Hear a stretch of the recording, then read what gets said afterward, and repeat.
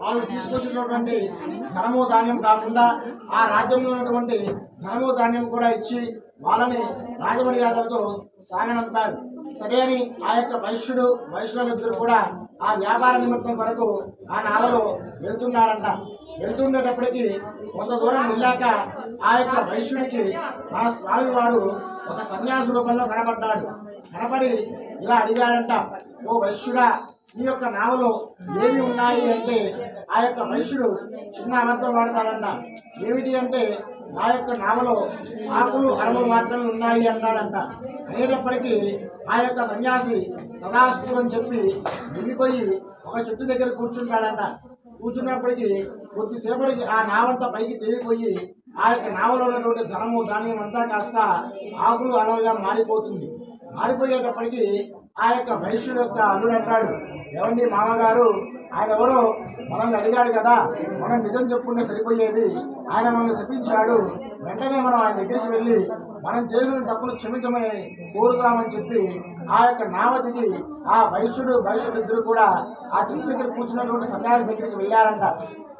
వెళ్ళి ఇలా అంటున్నాడంట, ఓ వైశ్యుడు, ఓ ఆపత్మాంధవ, ఓ జగద్గరక్షక, ఓ తండ్రి, నన్ను క్షమించు, నేను నీ యొక్క వ్రతాన్ని చేయలేదు అని చెప్పి నువ్వు ఇన్ని అవతారాల్లోనూ ఇన్ని రూపాల్లో అనేక కష్టాలు పెడుతున్నావు, నన్ను క్షమించు తండ్రి, నేను వెంటనే నీ యొక్క వ్రతాన్ని చేస్తాను అని ఆ యొక్క వైశ్యుడు ఆ సన్యాసి పాదాల మీద పడి చాలా శరణు కోరాడంట.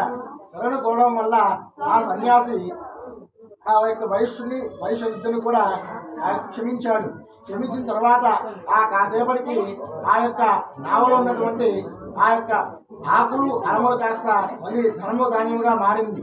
మారేటప్పటికీ ఆ యొక్క వైశ్యుడిద్దరు కూడా యథావిధిగానే ఆ యొక్క వ్యాపారం కొరకు వెళ్ళిపోయారు.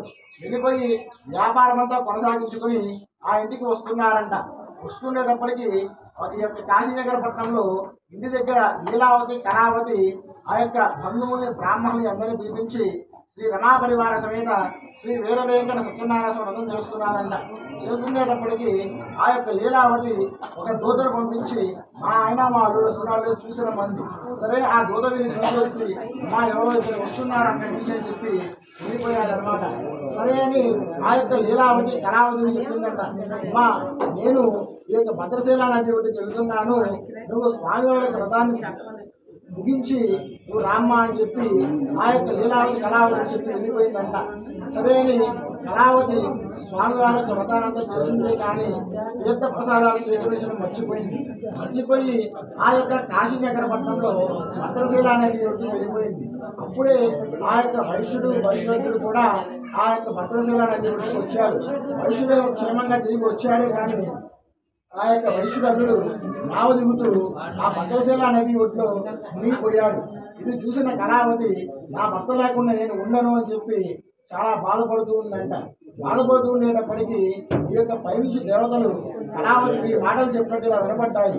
మా కళావతి, నువ్వు శ్రీ రమా పరివార సమేత శ్రీ వీర వెంకట సత్యనారాయణ వ్రతం చేశావే కానీ స్వామివారి యొక్క తీర్థ ప్రసాదాలు స్వీకరించకుండా వచ్చావమ్మా, అందుకే నీ భర్త యొక్క భద్రశీల నది యొక్క నదిలో మునిగిపోయాడు, నువ్వు వెంటనే వెళ్ళి స్వామివారి యొక్క తీర్థ ప్రసాదాలు స్వీకరించారమ్మ, నీ భర్త క్షేమంగా ఈ యొక్క ఒడ్డుకు వస్తాడు అని చెప్పి ఆ యొక్క దేవతలు ఈ యొక్క కళావతికి కళలో చెప్పిన మాటగా వినపడ్డాయంట.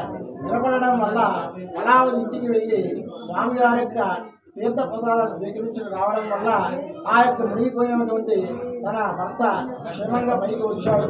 అందరూ కలిసి ఆ యొక్క కాశీనగర పట్టణంలో భద్రశీల నది ఒడ్డున శ్రీ రమా పరివార సమేత శ్రీ వీర వెంకట సత్యనారాయణ వ్రతం చేసుకుని ఎన్నో సంవత్సరాలుగా అనేక కష్టాల నుంచి బయటపడి అష్టైశ్వర్యాలతో మిగిలిపోయారన్నమాట. చతుర్థోధ్యాయ సమాప్తః. ఓం కేశవాయ స్వాహ, ఓం నారాయణాయ స్వాహ, మాధవాయ స్వాహ, గోవిందాయ నమః, కృష్ణాయ నమః.